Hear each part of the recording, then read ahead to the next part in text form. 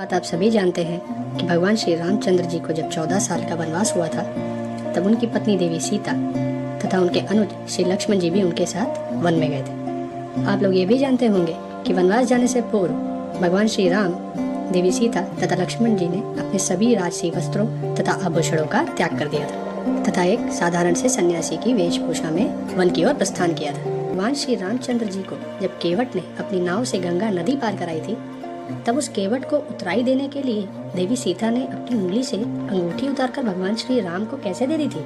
मेरे लिए ये प्रश्न बड़ा ही जटिल था, क्योंकि वनवास जाने से पूर्व जब देवी सीता ने अपने सभी आभूषणों का त्याग कर दिया था, तो फिर यह अंगूठी उनके पास क्या भूलवश चली आई थी या फिर वह कोई रहस्यमय अंगूठी थी। मैं देवी सीता की इस अंगूठी का जो रहस्य जान पाया हूँ वह ये है कि एक बार शेषनाग के साथ कई देवगण तथा ऋषि मुनि आदि बैठे कुछ मंत्रणा कर रहे थे। उसी मंत्रणा में किसी बात पर सब लोग हंस पड़े थे। सभी लोगों के साथ अपने सिर पर पृथ्वी को धारण किए शेषनाग भी हंस पड़े थे, जिसके कारण पृथ्वी हिल गई थी। परंतु अष्टावक्र देव ने अपने हाथों से पृथ्वी को पकड़कर उसे हिलने से रोक लिया था, अन्यथा पृथ्वी पर प्रलयकारी भूकंप की स्थिति उत्पन्न हो जाती। अष्टावक्र देव के इसी उपकार से शेषनाग उनसे बड़े प्रसन्न हुए थे तथा उन्होंने अष्टावक्र का आभार प्रकट करने के साथ साथ उन्हें एक अमूल्य अंगूठी उपहार स्वरूप दी थी तथा साथ ही उन्हें यह निर्देश भी दिया था कि वह कभी भी इस अंगूठी को अपनी उंगली से न उतारे। यदि भूलवश या किसी कारणवश यह अंगूठी उनकी उंगली से उतर जाए तो वह फिर पुनः इस अंगूठी को धारण न करे। अष्टावक्र देव के शिष्य थे राजा अज, जो कि राजा दशरथ के पिता थे।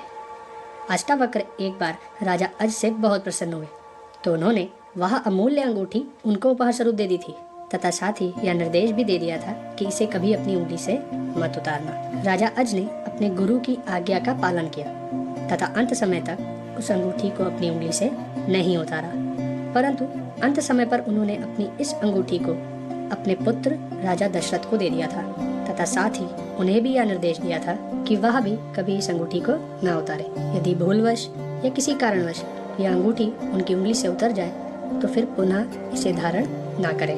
पिता द्वारा दी गई उस अंगूठी को राजा दशरथ कभी अपनी उंगली से नहीं उतारते थे, परंतु एक दिन जब राजा नित्य की भांति अपने सभी राजसी वस्त्र तथा आभूषण उतारकर भोजन कर रहे थे कि तभी महारानी कौशल्या ने आकर राजा दशरथ से कहा कि आज पहली बार आपकी ज्येष्ठ पुत्र वधू सीता ने भोजन बनाया है और आप उसे कोई नेक दिए बिना ही भोजन करने लगे। यह सुनकर राजा दशरथ धर्म संकट में पड़ जाते हैं और अपनी उंगली से उस अंगूठी को उतारकर सीता जी को नेक स्वरूप देते हुए यह निर्देश भी देते हैं कि जब तक कोई धर्म संकट ना पड़े तब तक इस अंगूठी को अपनी उंगली से मत उतारना, और यदि कभी इसे उतारना पड़े तो पुनः इसे धारण मत करना।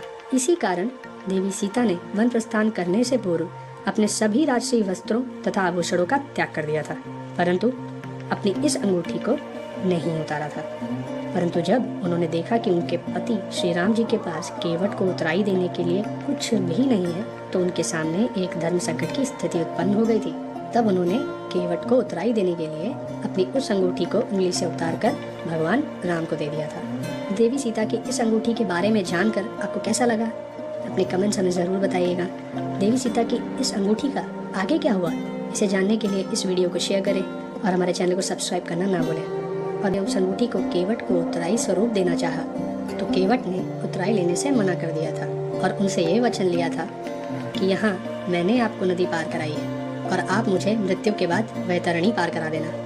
परंतु सीता जी अपनी उंगली से उस अंगूठी को निकाल चुकी थी, इस कारण वह नियमानुसार वह पुनः उस अंगूठी को धारण नहीं कर सकती थी। इसलिए उस अंगूठी को भगवान राम ने अपनी उंगली में धारण कर लिया। राम के वनवास काल के कुछ समय बाद जब लंका के राजा रावण ने सीता जी का हरण कर लिया, तो भगवान राम और लक्ष्मण सीता जी को वन में इधर उधर ढूंढते फिर रहे थे। तभी उनकी भेंट घायल जटायु से हुई थी। तब जटायु ने भगवान राम को यह बताया था कि लंका के राजा रावण ने देवी सीता का हरण किया है और वह सीता जी को रावण से छुड़ाने के प्रयास में रावण के हाथों घायल हुआ है। जटायु से सीता जी के बारे में पता चलने के बाद जब भगवान राम और लक्ष्मण लंका की तरफ चल दिए, तो किष्किंधा पर्वत पर उनकी मुलाकात सुग्रीव और हनुमान जी से हुई।